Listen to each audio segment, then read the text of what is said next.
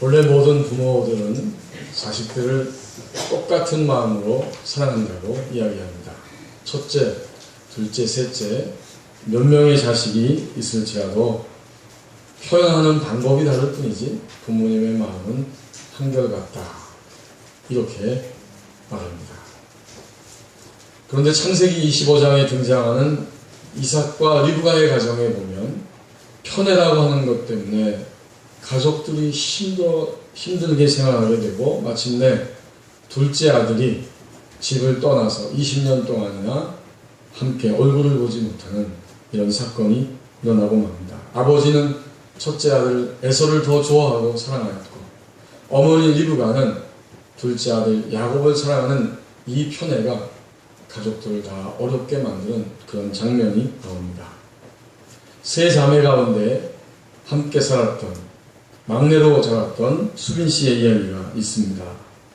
집안 형편이 그다지 넉넉하지 못했기 때문에 어릴 때부터 언니들과 아주 불꽃 튀는 경쟁 가운데 자라났다고 회고합니다. 극성을 부리지 않으면 새 옷을 얻어 입기가 힘들었고 또 더 강력하게 자기 자신을 주장하지 않으면 대학에도 지나갈 수 없는 이런 형편이었다고 고백을 합니다. 현재 그는 결혼해서 딸만 둘을 두었습니다. 그런데 이 수빈 씨의 마음에 첫째 딸을 바라볼 때는 왠지 마음 가운데에서 미운 생각이 일어나고 거부감 같은 감정이 느껴져서 몹시 힘들다고 이렇게 이야기합니다.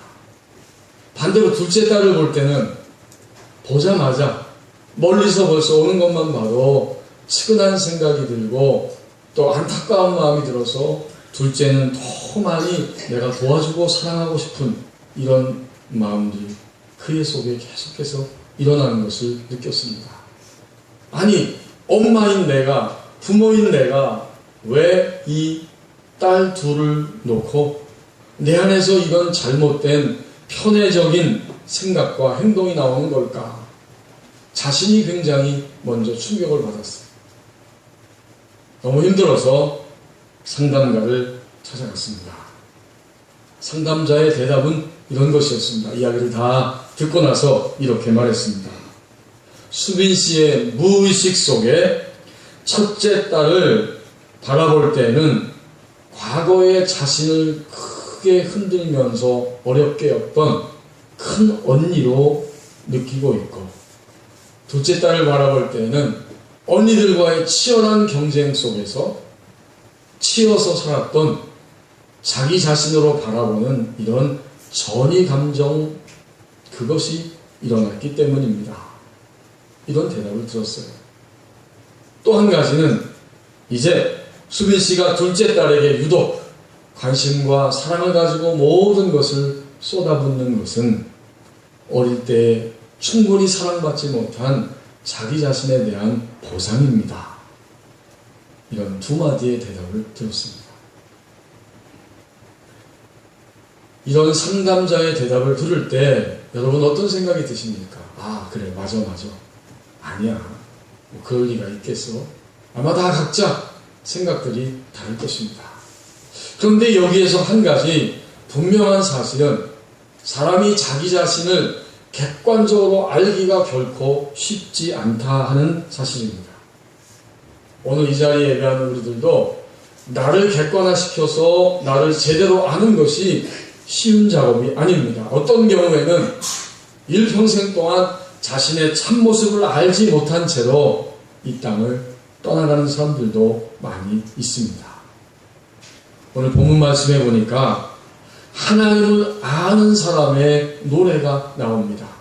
하나님을 알되 더욱 가까이 친밀하게 아버지로 알기 때문에 이렇게 담대한 확신의 고백을 지금 하고 있습니다. 오히려 모든 사람은 그리고 우리 그리스도인들은 하나님을 알 때에 자기 자신을 비로소 객관적으로 알 수가 있습니다. 아멘. 하나님을 알되 더욱 친밀하게 내 영혼의 아버지로 알고 느낄 때 그는 자기 자신을 더 분명히 압니다.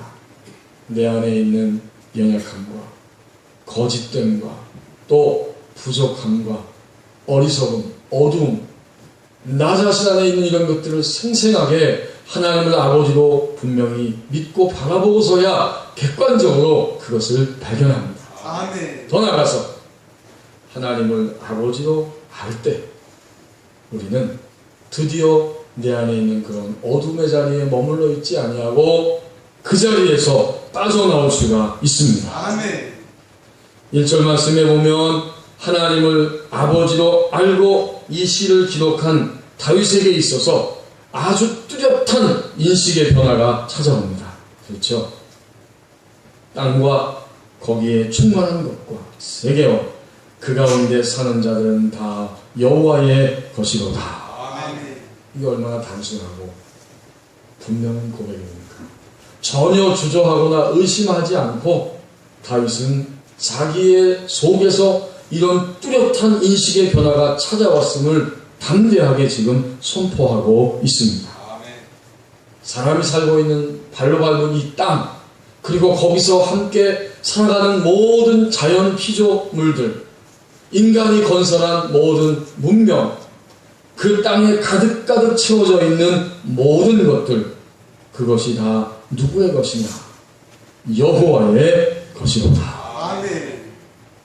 모든 것이 다 하나님의 소유라고 하는, 하나님이 주인이시라고 하는 이 뚜렷한 인식의 변화가 지금 다윗에게 찾아왔다는 거죠. 지난 수요일 날 파주 보육원에 올라가서 한 달에 한 번씩 그 햇살 가득 요양원에서 예배를 드리는데 이번 수요일도 갔어요. 거기서 봉사하는 분들과 또 거기에 우거하고 계시는 어르신들과 함께 예배를 한 달에 한 번씩 드립니다. 그날도 예배하러 가는데 모든 분들이 다 예배를 하지만 꼭 한 분은 예배하지 않습니다.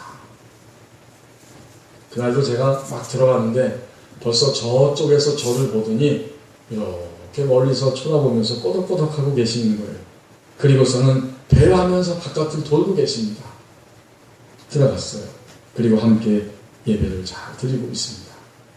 근데 이분은 예배를 하지 않을 뿐만 아니라 종종 예배하는 중간에 불쑥 나타나서 이상한 소리를 내고 큰 소리를 조금씩 내면서 예배를 방해하고 대적합니다.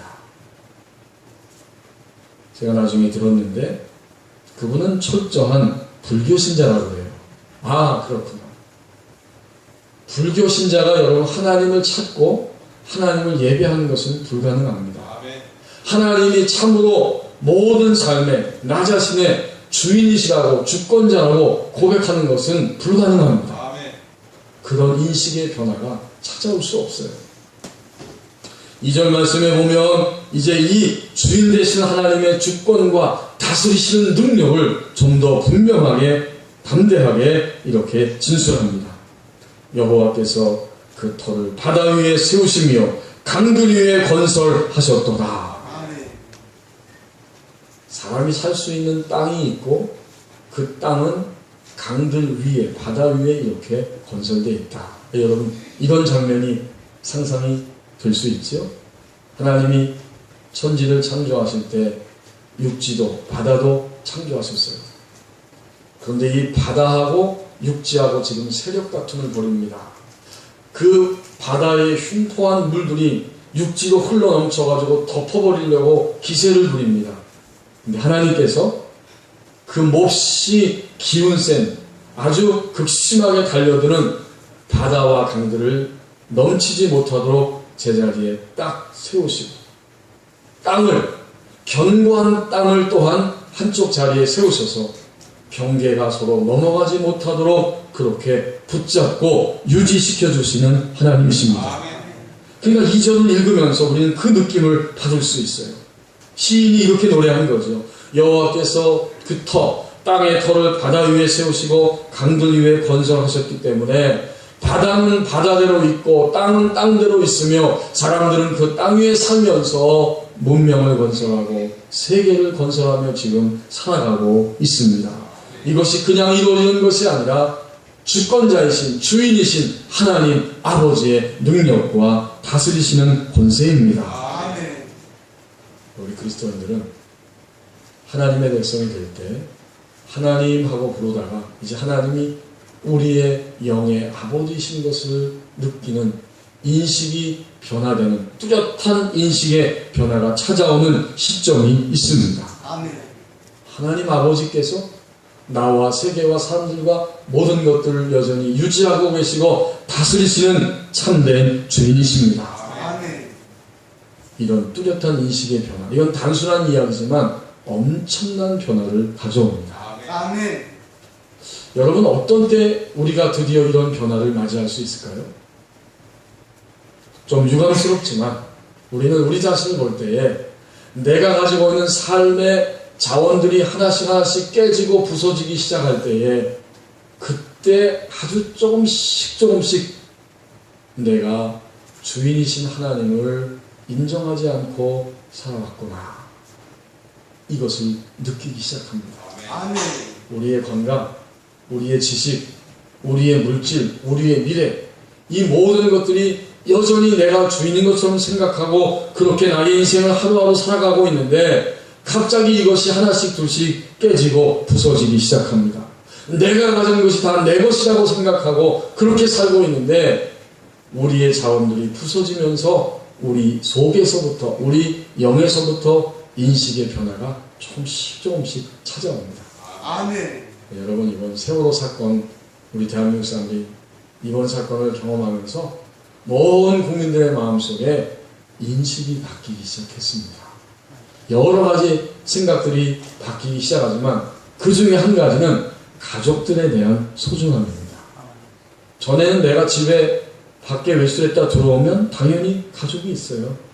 또 당연히 가족은 나와 함께 밥 먹을 수 있고 또 나를 위해서 봉사도 하고 희생도 하고 이러는 게 가족이다. 그냥 당연시하면서 살아왔는데 이번에 이런 세월호 참사를 겪으면서 부모님들과 청소년들 관계에 변화가 있다 하는 이런 기사를 제가 읽어보았습니다. 서로 사랑을 표현하고 정말 길지 않은 이 인생을 살면서 나의 가족, 나의 자녀들, 우리 부모님이 귀하다. 언제 어떻게 될지 알 수 없으니까. 고등학교 1학년 된 아들이 이 세월호 참사를 겪고 나서 쭉 시간이 가면서 어느 날 아버지에게, 아빠에게 문자를 보냈답니다. 아빠 사랑해, 고마워. 아버지가 그 문자를 받고 어떻게 해야 할지 너무나 당황스러워가지고 혼란을 겪었다는 고백을 합니다. 평상시에 나는 이런 얘기를 해준 적도 없고 아들도 나에게 이런 표현을 하지도 않고 쭉 살아왔는데 그 배가 침몰하면서 수많은 아이들이 죽는 그 깨지고 부서지는 사건을 경험할 때에 아들의 마음속에 그런 인식의 변화가 찾아왔어요. 아빠 고마워, 아빠 사랑해. 이 아빠는 좋긴 좋은데 눈물이 나고 감격이 되는데 이걸 어떻게 담아내고 나도 똑같이 아들한테 표현해야 될지 대한민국의 아빠들은 이걸 잘 못하는 거예요. 물론 요즘에 신세대 아빠들은 다르겠지만 이런 일이 있었습니다. 우리는 얼마나 완고한지, 얼마나 착각을 자주 하고 있는지, 우리가 하나님 믿고 산 것 같지만 하나님을 믿되 진정으로 주권과 주인 되시는 하나님 아버지라고 여기고 그렇게 알고 살아가는 것이 아직도 여전히 부족합니다. 우리의 건강이, 우리의 지식이, 우리의 자원들이 조금씩 사라질 때 드디어 내가 지금 이렇게 살아서는 안 되는구나 하고 아버지를 나의 아버지로, 하나님 아버지로 인정하기 시작합니다. 아멘. 바로 그때 내 속에 인식의 변화가 찾아오는 거예요. 아멘. 반면에 깨지고 부서지지 않을지라도 우리의 속사람이, 우리의 영이 성장하기 시작하면서 하나님을 내 모든 영의, 내 삶 전체에 지금 살고 있는 이생 그리고 영원토록 오는 세상에서도 진정한 나의 아버지이심을 인식하고 고백하고 감격하는 이런 단계가 찾아옵니다. 이런 변화가 찾아오는 거예요. 요새 아이들이 굉장히 빠르다 그러죠? 그래도 초등학교 1, 2, 3학년까지는 이성에 대해서 그렇게 정말 어떤 감정을 많이 느끼지는 않습니다. 근데 4학년 때부터는 틀려지는 것 같아요. 4학년, 5학년, 6학년 되고 중학생 되고 고등학생 되면 가만히 두어도 이성에 대해서 눈을 뜹니다. 그리고는 옆으로 남학생, 여학생이 손잡고 지나가는 것만 봐도 아이 부럽다. 나도 저렇게 하고 싶은데 이런 이야기를 하는 것을 제가 들었습니다. 여러분, 만약에 여러분의 자녀들이 그러면 어떤 생각이 드세요? 이게 정상입니다. 정상이라고 하면 고등학생 되고 청년 됐는데 나는 이성에 아무 관심이 없어. 나는 평생 동안 아무런 관심도 없이 살 거야. 그건 비정상이죠. 정상입니다. 자연스럽게 시간이 지나가니까 인식, 마음, 감정, 생각의 변화가, 몸의 변화가 그냥 찾아온 거예요. 우리의 믿음이 이와 같습니다. 만약 우리가 말씀 속에서, 기도 속에서 진정으로 하나님을 경배하는 삶 가운데에서 우리의 영이 점점 커지기 시작하고 자라기 시작하면 어느 날 나를 견고하게 붙잡고 계시고 나를 사랑하고 계시고 나를 통해서 아버지의 뜻을 이루고자 하시는 하나님 아버지가 나의 삶의 전부이고 모든 것이고 우선순위가 된다는 사실을 뚜렷하게 내 속사람이 인식하기 시작합니다. 아멘. 여러분은 어떤 쪽입니까? 깨지고 부서지고 나의 자원이 사라지면서 하나님을 아버지로 인식하고 계신가요? 아니면 내 안에서 자꾸 믿음이 성장하고 내 안에 영이 새로워지면서 하나님은 이 땅에서도 오는 세상에서도 영원토록 나의 아버지이십니다. 이런 고백을 하십니까? 어떤 경우에도 다 괜찮습니다. 둘 다 괜찮아요. 그런데 사실은 예외 없이 모든 그리스도인들은 이 두 가지를 다 경험하면서 인식의 변화가 찾아옵니다. 여러분 안 그러세요? 얼마만큼 하나님의 손 안에서 내 자신이 내가 가지고 있는 자원들이 깨지는 것을 경험하였습니까?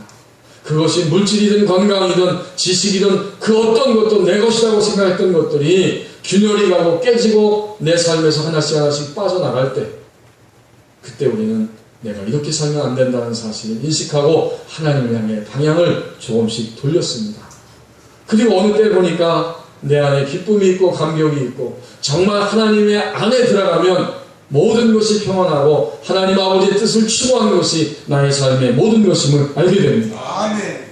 이 두 가지 경우가 함께 혼재하면서 이것이 섞여지면서 우리는 점점 우리 속에 오늘 다윗의 이 고백과 선포처럼 하나님이 나의 인생의 주인이십니다. 아멘. 하나님의 주권과 권능과 다스리심이 오늘 나를 붙잡고 있고 세계를 붙잡고 있고 모든 것을 붙잡고 있습니다. 아멘. 이런 뚜렷한 인식의 변화가 찾아옵니다. 그때 우리는 하나님이실 뿐만 아니라 하나님 아버지로 우리의 하나님을 만나게 될 것입니다. 아멘. 이런 변화가 찾아옵니다. 제가 이번 주간에 골목을 지나가면서 법원리 사거리를 지나가면서 또 이리서 문산 사거리를 지나가면서 가장 많이 본 장면이 있습니다. 여러분도 그러셨을 거예요. 금요일 아침에 골목을 지나가는데 나이가 좀 드신 아주머니 한 분인데 손에 장갑을 끼고 머리에 모자를 쓰시고 몸에는 유니폼을 입고 손에는 피켓까지 들고 그것을 막 흔들면서 저를 보고 90도 각도로 인사를 합니다. 누구이겠습니까? 지금 그분의 관심사는 온통 선거에 있습니다. 아니, 오늘 예배당 안으로 들어오는데 우리 예배당 입구까지 서서 계시더라고요. 지금 그런 분들의 관심은 온통 선거입니다.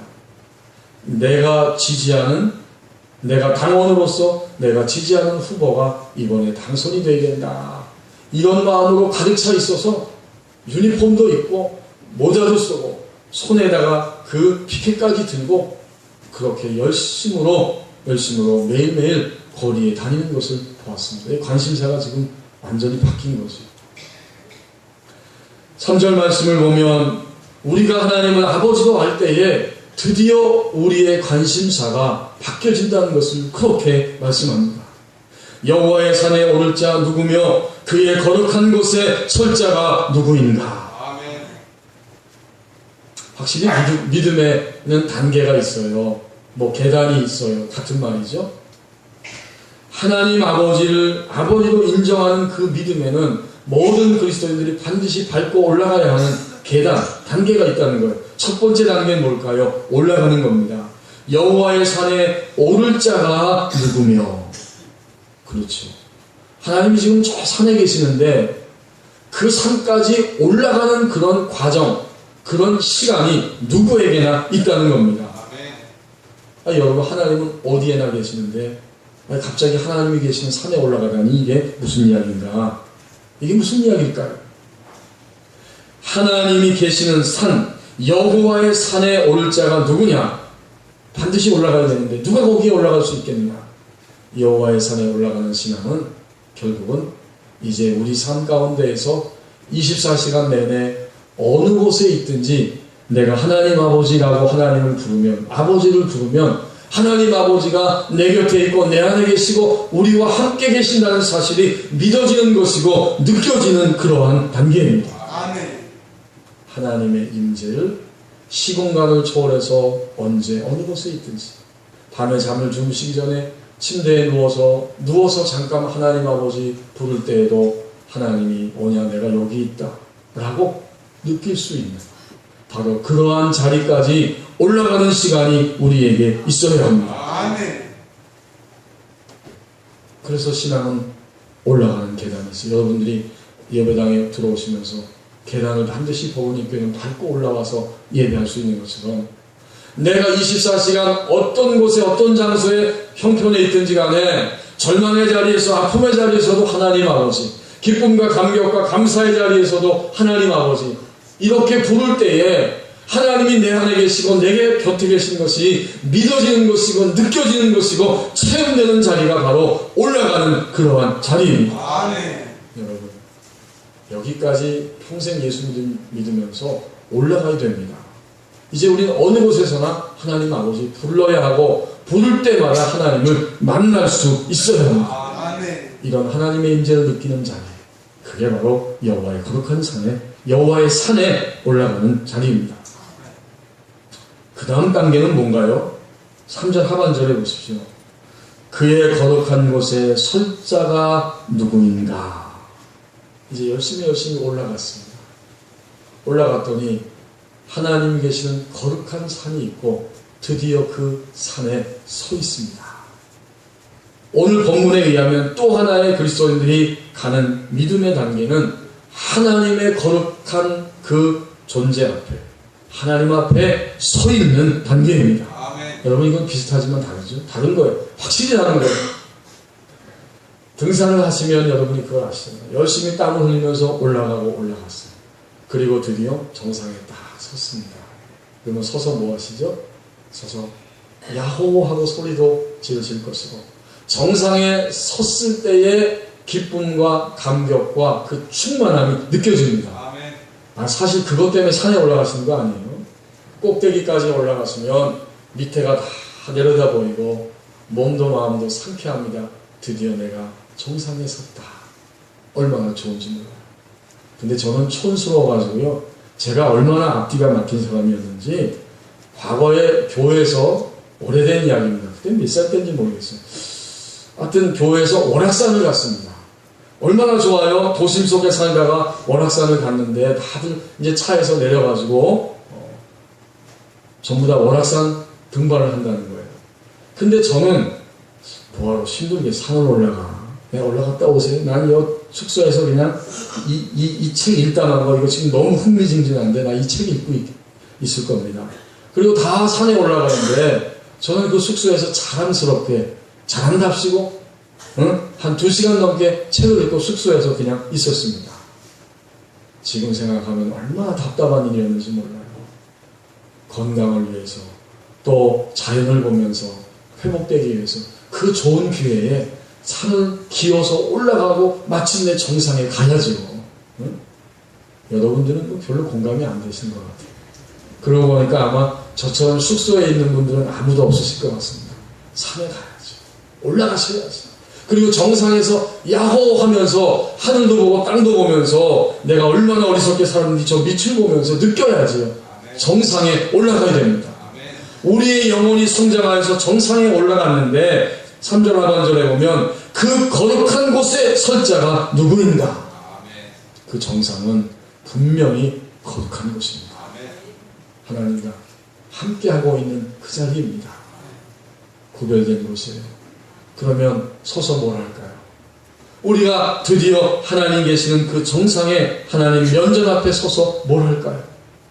이 단계는 이제 하나님의 임재를 느끼며 점점 올라왔더니 이제는 내가 누구냐면 나는 하나님 앞에서 주인 되시는 하나님 앞에서 하나님의 심부름을 하기 위해서 그 전에 참으로 하나님 말씀을 추종들기 위해서 심부름하기 위해서 서 있는 자가 되는 그러한 단계입니다. 아멘.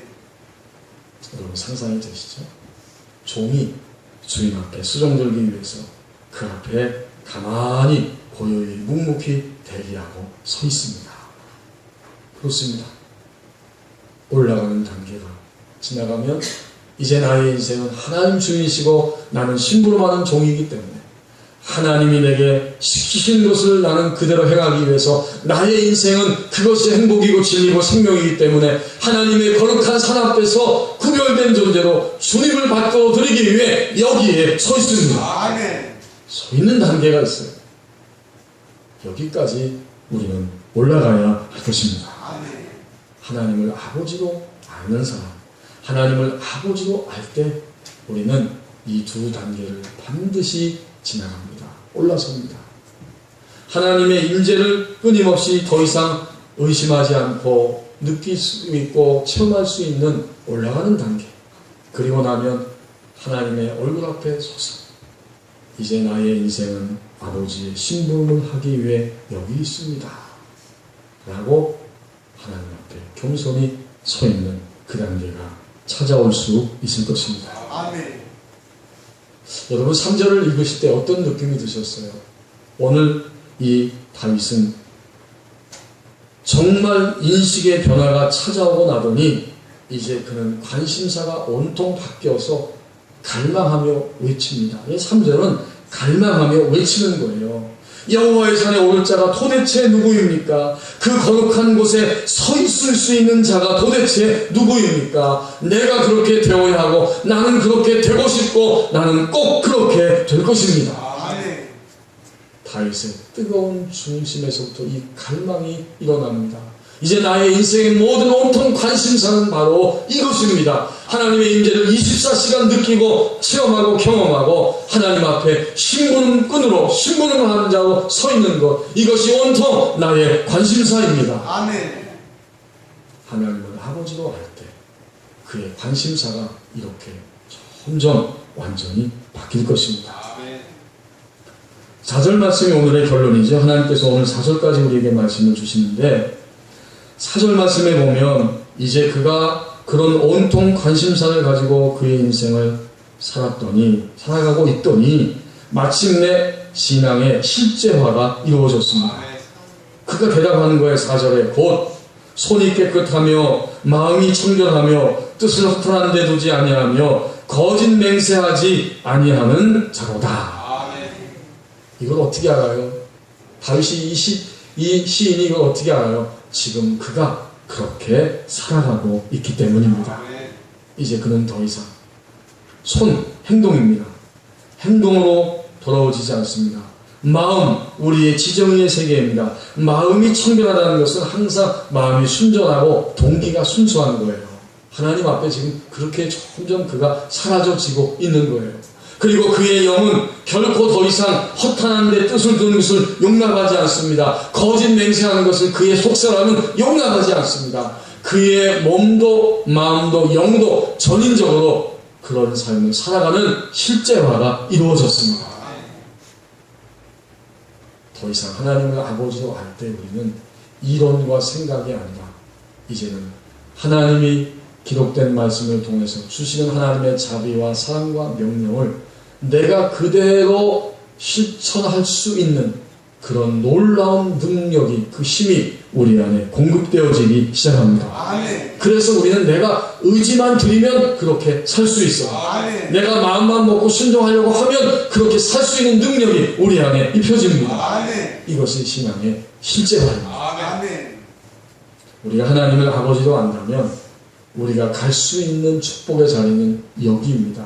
하나님이 이렇게 되기까지 우리 인생을 살 수 있다고 오늘 우리에게 이 말씀을 주십니다. 아멘.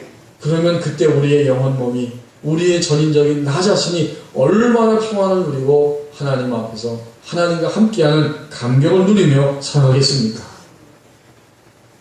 현재 우리 대한민국은 굉장히 중요한 시점을 맞이하고 있습니다. 지난 금요일, 토요일도 투표를 하신 분들도 있으실 것입니다. 이제 우리는 이번 목요일에도 우리 그리스도인들은 하나님이 주신 이 땅에 사는 동안 이 땅을 위해 기도하고 이 땅 가운데 하나님의 공과 의를 실현하는 일에 우리의 삶을 다하여야 합니다. 아멘. 그래서 이번 투표에는 반드시 참여해야 됩니다. 눈을 크게 뜨고 누가 하나님 앞에서, 누가 역사 앞에서, 어떤 사람이 우리 백성들 앞에서 하나님의 공과 의를 실현할 수 있는 그런 사람인가 검증하고, 시간이 짧지만 그것을 관심을 가지고 보고 누가 어떤 사람인지 알고 투표에 참여해야 됩니다. 사실 누가 누군지 너무 7명을 뽑아야 되는데 많지. 사람이 사람을 아는 것은 쉽지가 않습니다. 그런데 가장 어려운 것은 자신을 바로하는 겁니다. 나를 객관화시켜서 바로한다는 것은 내 힘으로 불가능합니다. 하나님을 알 때, 하나님과 친밀해지고 하나님과 가까이하며 하나님을 나의 삶에, 진정으로 나의 영에, 이 세상에서, 오는 세상에서 아버지로 알 때 드디어 나 자신을 객관적으로 알 수 있습니다. 아멘. 모든 어둠에서 벗어져 나올 수 있습니다. 아멘. 우리의 속에 뚜렷한 인식의 변화가 찾아와서 하나님이 나의 삶의 주인이십니다. 아멘. 우리의 온통 관심사가 바뀝니다. 24시간 어떤 시간과 환경 가운데 있든지 하나님 아버지 하고 하나님의 임재를 느끼고 체험하고 그분과 함께 사는 감격과 즐거움이 있고, 이제 나는 하나님 아버지의 심부름꾼입니다. 아멘. 항상 하나님 앞에 딱 서 있습니다. 심부름하기 위해서. 그때 드디어 4절 말씀에서 우리에게 오늘 증거해 주는 것처럼 우리의 행동, 손도, 마음도, 우리의 영도 전인적으로 하나님 말씀대로 실제화되는 이 놀라운 축복으로 돌아가게 될 것입니다. 아멘. 기도하겠습니다.